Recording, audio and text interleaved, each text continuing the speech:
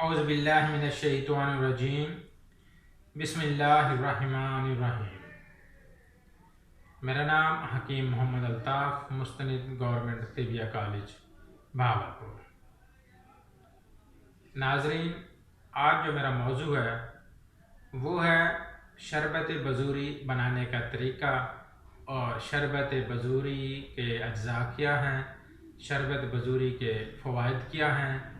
क्योंकि गर्मियों में और गर्म मिजाज के लोगों के लिए शरबत बजूरी बहुत फ़ायदेमंद है। इसके जो फ़वाइद हैं, ये जिगर की गर्मी और इससे जो पैदाशुदा अमराज होते हैं, यानी कि जिगर के हवाले से जिगर में अगर ज़्यादा हिद्दत पैदा हो जाए तो उससे जब छोटा पेशाब पीले रंग का आना शुरू हो जाता है या पेशाब में जलन शुरू हो जाती है, पेशाब के कतरे आना शुरू हो जाते हैं, उसके लिए ये बहुत ही फ़ायदेमंद है। छोटा पेशाब यूरियन खुल के आता है और जलन को भी दूर करता है।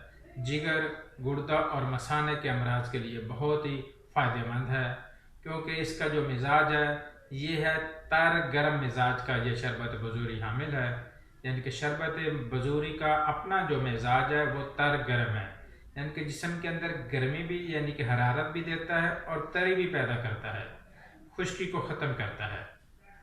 अब आते हैं इसके अज्जा की तरफ और इसके बनाने का जो तरीका है वो मैं आपको बताता हूँ। अज्जा आपने लिखने हैं तो लिख लें। सौंफ बादियान 50 ग्राम, तुख्मे कासनी 50 ग्राम, सौंफ की जड़ 25 ग्राम, कासनी की जड़ 25 ग्राम, मगज़ तरबूज 50 ग्राम, मगज़ खीरा 25 ग्राम, मगज़ खरबूजा 50 ग्राम। ये इसके टोटल अज्जा हैं। वज़न के हिसाब से आपको बता दिया है। इसका जो बनाने का तरीका है वो ये है, आप तमाम जो मैंने अद्विया बताई हैं ये आप तमाम चीज़ें ले लें।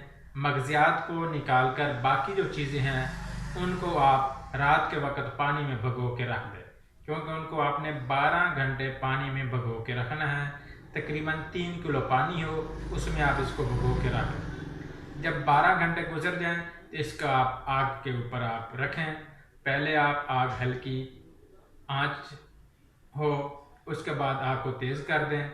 जब देखें कि आधा पानी रह गया है, यानी कि 1.5 किलो पानी बाकी है, आप इसको उतार कर इसे आप ठंडा करें थोड़ा सा। इससे आप मल छान कर इसको छान लें।